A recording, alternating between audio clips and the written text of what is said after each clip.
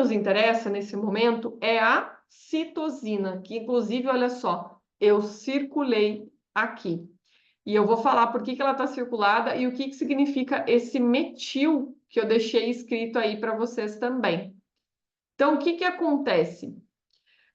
Dentro ali dessas porções dos genes que nós estamos vendo aqui, você vai ter, por exemplo, uma possibilidade química, uma alteração química que pode acontecer nessa proteína citosina, que necessariamente e sempre vai se ligar à guanina. Quando elas estão ligadas, citosina e guanina, elas vão dar expressões ao gene, elas vão funcionar o teu gene para determinadas funções daquele gene.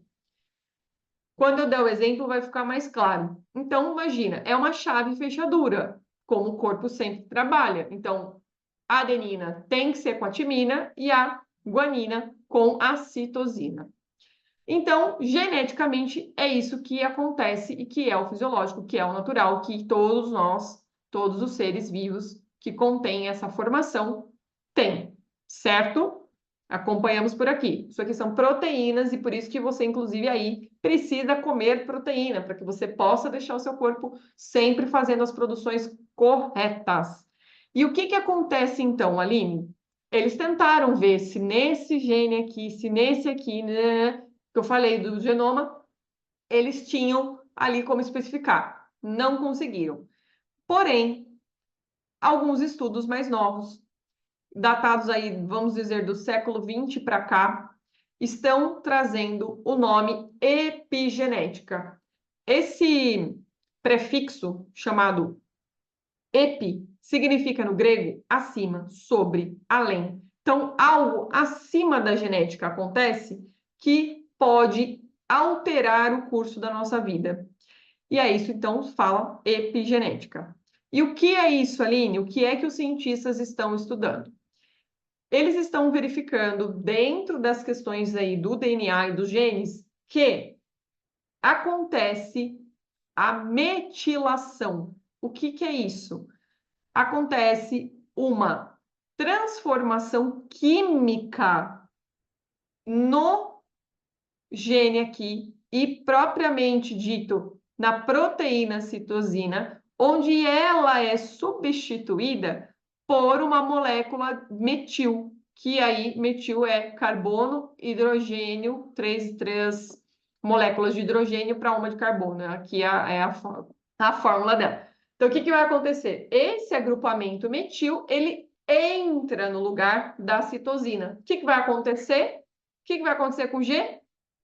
Não vai dar certo. Não é a combinação perfeita que é para o seu organismo funcionar.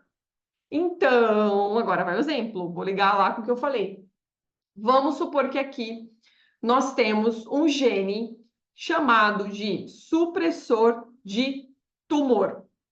Esse gene, quando ele está ligado, ou seja, a citosina e a guanina estão ok, acopladas uma na outra, moléculas funcionando, o seu corpo vai produzir aí, como produz diariamente, células erradas, células diferenciadas, porque nós vivemos num ambiente que tem toxinas, nós temos várias condições que podem ali fazer essas células ficarem erradas, mas se estamos C e G conectados e ligados, o seu corpo vai fazer o processo de jogar essas células fora, essas células diferenciadas, essas células que não vão compor nenhum outro composto químico do seu corpo, vai jogar fora, certo?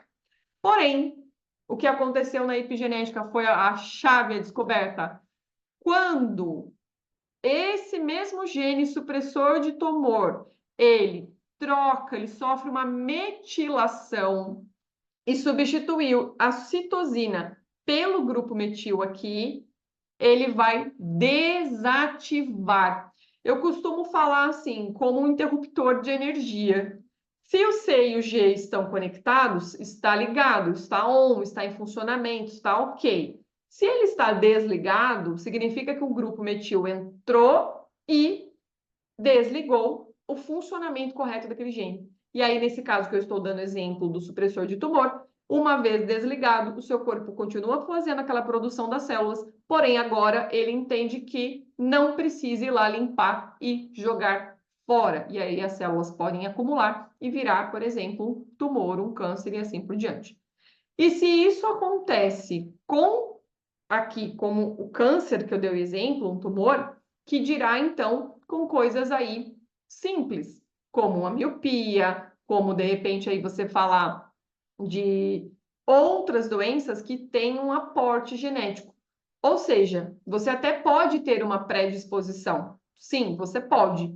Só que o que vai determinar se você vai ou não desenvolver é o gene daquela doença estar ligado ou não, ativo ou não. E Aline, o que então modifica? O que pode ativar ou desativar esse movimento aqui? O que pode fazer com que o corpo metile ou mantenha-se íntegro e funcionando? Eu vou tirar a tela e vou falar um pouquinho para vocês sobre isso.